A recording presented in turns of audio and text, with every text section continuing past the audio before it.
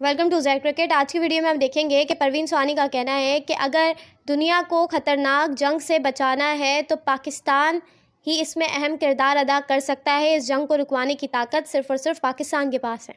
आज अगर कोई भी मुल्क इस चीज की मीडिएशन कर सकता है, अगर कोशिश भी कर सकता है, तो वो सिर्फ पाकिस्तान ही है। ये रीजन नहीं, पूरी जियोपॉलिटिक्स दुनिया की बदल जाएगी। जैसे और अमेरिका ने कहा है कि हमारी मीडिएशन पाकिस्तान कर रहा है। मेरे हिसाब से अभी अमेरिका को जो अपनी हार कबूल करनी पड़ेगी, तो पाकिस्तान के थ्रू, पाकिस्तान मीडिएटर है।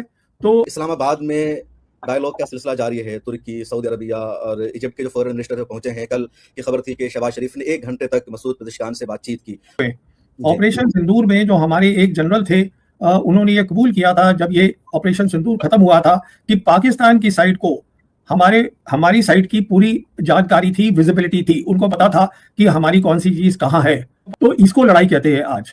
इसको हम बोलते हैं कैपेबिलिटीज। ये जो 2 प्लेयर्स हैं वो चाइना और रशिया हैं, तो उनको कोई दिक्कत नहीं है कि पाकिस्तान मीडिएशन करे। पर हुआ क्या है कि 28 फरवरी को लड़ाई शुरू हुई है। 25 को प्रधानमंत्री मोदी चले गए इजराइल। तो जब आप ली है, इसलिए जब उनके सुप्रीम लीडर की भी हत्या हुई थी, अली खमेनी साहब की, अभी तक हमारे यहाँ से किसी ने उसके ऊपर अफसोस जाहिर नहीं किया है। तो वो अभी इंडिया को ना तो एनिमी की कैटेगरी में रख रहा है और ना उस कैटेगरी में दोस्तों की रख रहा है जिसमें रशिया, चाइना और पाकिस्तान है। पाकिस्तान और इंडिया की जंग हो या दुनिया भर में जहां कहीं भी लड़ाई हो, उस पर आप अपना तज्जिया पेश करते हैं और आपका जो तज्जिया है, आपका जो तबसरा है, सबसे ज्यादा मोतबर माना जाता है। परवीन जी, बहुत शुक्रिया, आपने मिला टाइम्स के लिए टाइम निकाला और आज आप हमारे साथ गुफ्तगू कर रहे हैं। सबसे पहले तो ये जानना चाहेंगे कि अमेरिका और ईरान की ये जो लड़ाई चल रही है, तो इस जंग का, इस लड़ाई का नतीजा क्या निकलने वाला है? क्या लड़ाई खत्म होगी, आगे चलेगी और क्या असर पड़ेगा इसका? देखिए, मुख्तसर ये है कि लड़ाई का एक पहलू खत्म हो गया है और उस पहलू के अंदर हमने देखा है कि ईरान पूरी तरीके से जीत गया है। और मैं ऐसा क्यों कह रहा हूँ जीत गया है, क्योंकि जो स्ट्रेट ऑफ हॉर्मुज़ है, जहां से कि सब जानते हैं 20% of the oil and gas जाता है दुनिया का, वो उनके पूरे कंट्रोल में है। तो वो उनकी एक जीत हो गई। दूसरा ये है कि उन्होंने जो अपनी रणनीति बनाई है वो कुछ ऐसी है कि सब कुछ अंडरग्राउंड है। और जिसको बहुत संक्षिप्त में कहा जाता है, उनकी रणनीति है कि हमें मिसाइल और ड्रोन की डोमिनेंस, मतलब हम इन दोनों एरियाज में बहुत ज्यादा हों दुश्मन से, और उनके पास प्रोडक्शन कैपेबिलिटी भी है। तो ये एक दौर खत्म हो गया है जो पूरी तरीके से ईरान के हक में चला गया है। इसीलिए हमने देखा कि अब प्रेसिडेंट ट्रंप जो है, अभी भी वो ये मानने को तैयार नहीं है कि ईरान की जीत हुई है। तो वो 15 पॉइंट प्लान दिया है ईरान को पाकिस्तान के थ्रू, जिसकी कोई अहमियत नहीं है, क्योंकि जो जीती हुई साइड होती है वो देती है अपना प्लान, ना कि वो साइड जो नहीं जीती है। तो पाकिस्तान के थ्रू, पाकिस्तान मीडिएटर है। तो अब ईरानियों ने भी अपना 5 पॉइंट का प्लान जो है वो अमेरिका को दे दिया है। और उस 5 पॉइंट्स में जो खास 3 बातें हैं वो बिल्कुल सामने आ जाती हैं, जो एक जीती हुई पार्टी ही कर सकती है। और वो 3 बातें ये है, एक तो वो ये कह रहे हैं हमारा जितना नुकसान हुआ है इस लड़ाई में, जो हमारा मटेरियल नुकसान हुआ है, ह्यूमन लाइव्स लॉस्ट है, आप उन सबको कॉम्पेंसेट करिएगा। दूसरी बात वो ये कह रहे हैं कि जो इजराइल है, जो बिल्कुल बेनथा है, कंट्रोल में नहीं है अमेरिका के, आप उसको कंट्रोल करिए, क्योंकि इजराइल अभी भी लड़ाई करना चाहता है और कर रहा है। ये उनकी दूसरी डिमांड है। तीसरी उनकी जो डिमांड जो बहुत अहम है वो ये है कि जो ये स्ट्रेट ऑफ हॉर्मुज़ है, क्योंकि वो उनके कंट्रोल में है, वो तकरीबन ये चाहते हैं कि ये अब स्ट्रेट ऑफ ईरान बन जाएगा, ये हमारी सॉवरेनिटी में आ जाएगा। हम तय करेंगे कि यहाँ से कौन से टैंकर क्या जा सकता है, हम तय करेंगे यहाँ पर क्या टैक्स लिया जा सकता है, नहीं लिया जा सकता, हम तय करेंगे कि यहाँ पे पेट्रो डॉलर में ट्रेड होगा कि पेट्रो युआन में होगा। कहने का मतलब ये है, जब आपकी सॉवरेनिटी में आपके पास कोई चीज होती है तो फिर आप ही तय करते हैं क्या होगा। तो मैंने कहा ये पहली फेज खत्म हो गई है। अब जो है अमेरिकन को कुछ समझ में नहीं आ रहा है क्या किया जाए, क्योंकि सबसे बड़ी दिक्कत आज उनके सामने ये है कि वो छोड़ के भी नहीं जा सकते। छोड़ के जाने का मतलब ये है कि ईरान का कब्जा रहेगा स्ट्रेट ऑफ हॉर्मुज़ में, और उससे बहुत ज्यादा नुकसान अमेरिका की प्रेस्टीज का और दुनिया में बहुत ज्यादा होगा। तो अब कुछ बातचीत चल रही है कि हम कुछ लिमिटेड फोर्सेस को, स्पेशल फोर्सेस को, एयरबॉर्न फोर्सेस को अब हम लाएंगे। और प्रेसिडेंट ट्रंप ने ये कहा है कि मेरी बातचीत चल रही है ईरान के साथ। ईरान ने कह दिया है कोई बातचीत नहीं चल रही। तो उन्होंने खैर फिलहाल जो उन्होंने 48 आवर्स का जो अल्टीमेटम दिया था उसको अब उन्होंने आगे खिसका के 10 अप्रैल तक का कर दिया है। तो अब 10 अप्रैल के बाद जो है वो कहते हैं कि अगर हमारा अल्टीमेटम ये होना चाहिए पूरा, जो हमने बताया है, नहीं तो हम आपके पावर प्लांट्स वगैरह पे अटैक करेंगे।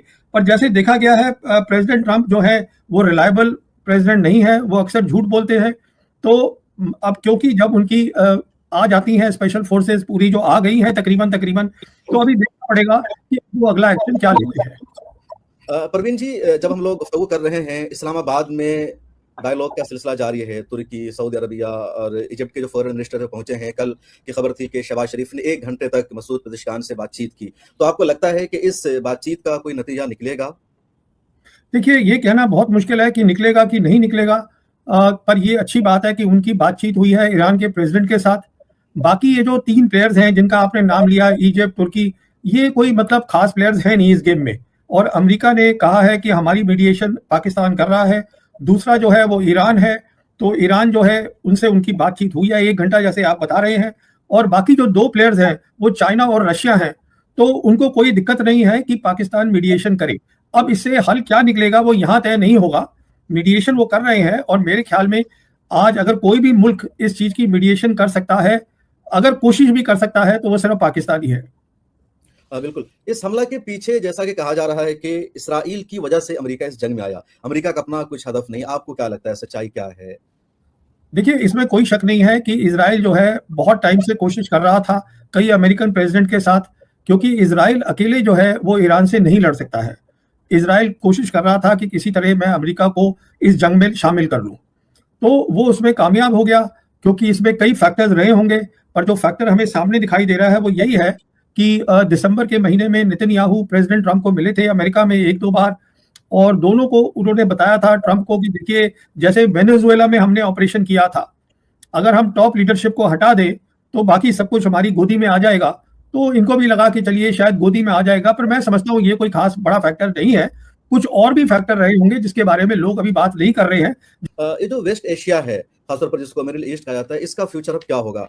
स्ट्रेट ऑफ हॉर्मुज से जिस तरह पूरी दुनिया का ताल्लुक है, 20% वहां से तेल जाता है। खासतौर पर जो गल्फ के देश है उनके लिए बहुत ज्यादा अहम है स्ट्रेट ऑफ हॉर्मुज। और अब ईरान कह रहा है कि उस पर हमारा कंट्रोल रहेगा। अब तक तो मुकम्मल तौर पर फ्री था, टैक्स लगाने की बात हो रही है। तो ये मामला आगे कैसे बढ़ेगा? इन मुल्कों पर क्या असर पड़ेगा? देखिए, ये जो वेस्ट एशिया है ये एक बहुत ही अहम इलाका है, क्योंकि इसका असर ऑलरेडी पड़ रहा है दुनिया के ऊपर, दुनिया की इकोनॉमी पर, ऑयल पर, गैस पर, फ्यूल पे, फर्टिलाइजर्स पे, पेट्रोकेमिकल्स पे, हर जगह फर्क पड़ रहा है। क्योंकि यहाँ से जैसे आप जानते हैं इतना तेल जाता है, गैस जाता है, फर्टिलाइजर जाता है। तो अगर ये अब जैसे ईरान के कब्जे में है, तो मुझे बिल्कुल नहीं लगता है कि ईरान के कब्जे से कोई खींच सकता है। मेरे हिसाब से अभी अमेरिका को जो अपनी हार कबूल करनी पड़ेगी और ईरान से बात करनी पड़ेगी कि अब हम किस तरीके से आगे चलें स्ट्रेट ऑफ हॉर्मुज को लेकर, क्योंकि मेन मुद्दा स्ट्रेट ऑफ हॉर्मुज है। तो अब ये अगर जैसे मैंने आपसे बताया ईरान के पास रहता है, तो इससे ये रीजन नहीं, पूरी जियोपॉलिटिक्स दुनिया की बदल जाएगी। जैसे में रूस और चीन खुलकर है ईरान के साथ, क्योंकि देखा जा रहा है कि ईरान की जो एयरफोर्स है वो ज्यादा मजबूत नहीं है और इसराइल टारगेट किलिंग करने में लगातार कामयाब हो रहा है ईरान में, और ईरान का जो फाइटर प्लेन है वो भी कोई ज्यादा सक्सेस नहीं दिखाई दे रहा। तो अगर रूस और चीन का सपोर्ट रहता तो शायद ईरान की एयरफोर्स इतनी कमजोर ना रहती। देखिए, मैं जैसे आपको बता रहा था, ये सोच बदलनी है। आप ही नहीं कह रहे हैं, हिंदुस्तान में भी ये पूरी सोच बदलनी चाहिए कि 21वीं सदी की लड़ाई 20वीं सदी की लड़ाई नहीं है। 20वीं सदी की लड़ाई में होता है हवाई जहाज, उसमें होता है बहुत सारे टैंक्स हो, एयरक्राफ्ट कैरियर हो, बड़े बड़े जहाज हो। ये दूसरी लड़ाई है जहाँ पे कि स्पेस होती है। कुछ ऐसी चीजें हैं जिनके बिना लड़ाई नहीं हो सकती। उन चीजों में आज जो है चाइना पूरी तरीके से साथ खड़ा है ईरान के, रशिया पूरी तरीके से ईरान के साथ खड़ा है। मिसाल के तौर पे आप जाइएगा ऑपरेशन सिंदूर में। ऑपरेशन सिंदूर में जो हमारे एक जनरल थे, उन्होंने ये कबूल किया था जब ये ऑपरेशन सिंदूर खत्म हुआ था कि पाकिस्तान की साइड को हमारी साइड की पूरी जानकारी थी, विजिबिलिटी थी, उनको पता था कि हमारी कौन सी चीज कहाँ है। तो इसको लड़ाई कहते हैं आज, इसको हम बोलते हैं कैपेबिलिटीज। ये प्लेटफॉर्म की लड़ाई नहीं है। और दूसरी बात, जैसे मैंने आपसे बताया, ये हवाई जहाज की लड़ाई नहीं है। उसका कारण क्या है कि ये जो 2 मुल्क हैं, ईरान और इजराइल, इनके बीच का डिस्टेंस 1000 किलोमीटर है। 1000 किलोमीटर में अगर आपको हवाई जहाज ले जाना है और फिर उसको वापस लाना है, उसको अपने मिशन भी करने हैं, तो उसके लिए उसको रिफ्यूलर चाहिए होते हैं, रिफ्यूलर एयरक्राफ्ट। जबकि आप मिसाइल में इन सब की जरूरत नहीं पड़ती है। तो इन्होंने क्या किया है, जिसे हम कहते हैं एसिमेट्रिकल वॉरफेयर, इन्होंने फोकस रखा है, ईरान ने अपनी, जैसे मैंने बताया, मिसाइल्स की और ड्रोन्स की डोमिनेंस, और जहां तक चीन और रशिया का सवाल है, जितनी वो उनको मदद कर रहे हैं वो बहुत बहुत ज़्यादा मदद है, ये हवाई जहाज़ों से मदद नहीं होती है। ये बात हमारे जितने भी एनालिस्ट हैं उनको ये समझनी पड़ेगी कि अमेरिका आज उसके पास 20वीं सदी लड़ाई की काबिलियत है, ईरान 21वीं सदी की लड़ाई लड़ रहा है। ये सबसे बड़ा फर्क समझने की कोशिश है। नहीं, आपने एक बड़ी बात, इंडिया इस पूरी लड़ाई में, इस पूरे क्राइसिस में आपको कहाँ नजर आ रहा है, किसके साथ इंडिया अभी खड़ा है? देखिए, इंडिया जो है वो पहले से ही सबको मालूम था, इंडिया ब्रिक्स का भी मेंबर है, और ये भी मालूम था इंडिया की पूरी फॉरेन पॉलिसी अमेरिका और इजराइल के साथ जुड़ी हुई है। पर हुआ क्या है कि 25 फरवरी को, 28 फरवरी को लड़ाई शुरू हुई है, 25 को प्रधानमंत्री मोदी चले गए इजराइल। तो जब आप ऐसे वक्त इजराइल जाते हैं जहां पे कि दुनिया को दिख रहा था कि प्रेसिडेंट ट्रंप अपने जहाज और बाकी सब चीजों को इकट्ठा कर रहे हैं, तो आप लड़ाई में एक साइड के साथ जुड़ जाते हैं। तो अब आप न्यूट्रल नहीं रहते। अगर आप अपनी एक साइड तय कर लें लड़ाई से कुछ पहले, तो आप न्यूट्रल तो रहे नहीं। तो अब सवाल ये है, आपका तो कोई रोल ही नहीं है इसमें। आप यही कर सकते हैं जो कि हो रहा है कि जयशंकर और प्रधानमंत्री जो है वो जीसीसी के, कभी कतर से बात कर लेते हैं या कभी सऊदी के प्रिंस से बात कर लेते हैं। इन लोगों की कोई अहमियत नहीं है इस लड़ाई में, इन लोगों की कोई अहमियत नहीं है। और ये सब जो है निर्भर कर रहे हैं अपने कि हम रहें on the American military power. तो इंडिया ने अपनी फॉरेन पॉलिसी, गलत फॉरेन पॉलिसी होने के कारण हमें बहुत नुकसान हो रहा है।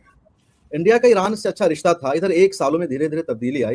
तो जंग के दौरान इसराइल से रिश्ता बढ़ा के रखना, पहली मर्तबा पीएम मोदी ने 13 मार्च को बात की ईरान के सदर से, और उस वक्त भी उनके ट्विटर पर था कि डीप कंसर्न है, कंडम का लफ्ज भी उन्होंने इस्तेमाल नहीं किया था। तो ईरान से बातचीत करने में इतनी देरी क्यों हुई भारत सरकार को? मैं वही आपसे कह रहा हूं कि हमने अपनी साइड चुन ली है। इसलिए जब उनके सुप्रीम लीडर की भी हत्या हुई थी, अली खमेनी साहब की, अभी तक हमारे यहाँ से किसी ने उसके ऊपर अफसोस जाहिर नहीं किया है। और वो एक बहुत बड़ी बात है, क्योंकि अली खमेनी जो है वो शिया के लीडर नहीं थे, वो पूरे इस्लामिक उम्मा है, वो उनके लीडर थे।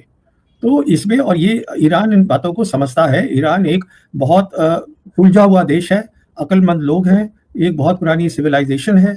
तो वो ये सब बात समझते हैं, पर वो ये भी समझते हैं कि ठीक है, इंडिया ब्रिक्स का मेंबर है पर इंडिया हमारे साथ नहीं है। वो इस बात को समझते हैं अच्छी तरीके से। तो अभी जो है आगे चल के पता चलेगा, इस जैसे ही लड़ाई खत्म होती है, ये लड़ाई कैसे खत्म होगी, उसके बाद तय होगा कि इंडिया की प्रेसिडेंसी कैसे लगेगी। ब्रिक्स की इस साल हमारे पास प्रेसिडेंसी है, तो मेरे हिसाब से हमारी प्रेसिडेंसी अच्छी नहीं हो सकती। बट ईरान ने तो इंडिया का साथ दिया, जैसे स्टेट ऑफ हॉर्मुज से इंडिया के जो टैंकर्स है उनको गुजरने की परमिशन दी जा रही है। पिछले दिनों अब्बास सिरागची ने भी कहा कि इंडिया और ये सब हमारे फ्रेंडली नेशन है, तो इनके जहाज़ों को गुजरने दिया जाएगा। देखिए, ऐसा है, ये प्रोफेसर मोहम्मद मरांडी हैं जो उनके अनऑफिशियल स्पोक्सपर्सन हैं तेहरान के, बहुत रिस्पेक्टेड इंसान हैं। आप उनके जरा वो जो कह रहे हैं उनको आप सुनिएगा, तब आपको पता चलेगा कि ईरान जो है उनको इतनी छूट इंडिया को नहीं दे रहा है जैसे कि वो चाइना या रशिया या पाकिस्तान को दे रहा है। हमारे को उन्होंने 3, वो हमारे जैसे वो बोल रहे हैं 3 टैंकर हमारे पास थे उनके, तो उसके बदले में उन्होंने 2 जहाज जाने दिए। अभी भी हमारे 10 या 12 टैंकर जो है वो कई दिनों से वहीं पड़े हुए हैं, वो क्रॉस नहीं कर पाए हैं। जैसे कि आपने देखा कि परवीन स्वानी साफ साफ कह रहे हैं कि पाकिस्तान ही वो मुल्क है जो दुनिया को जंग से बचा सकता है, और अगर जंग हुई तो बहुत ख़तरनाक जंग होगी, और इस खतरनाक जंग को रोकने के लिए पाकिस्तान ही किरदार अदा कर सकता है। अगर आप भारतीय मीडिया का रिएक्शन पाकिस्तान पर देखना और सुनना पसंद करते हैं तो चैनल को सब्सक्राइब करें। अगली वीडियो में मुलाकात होगी, तब तक के लिए अल्लाह हाफ़िज़।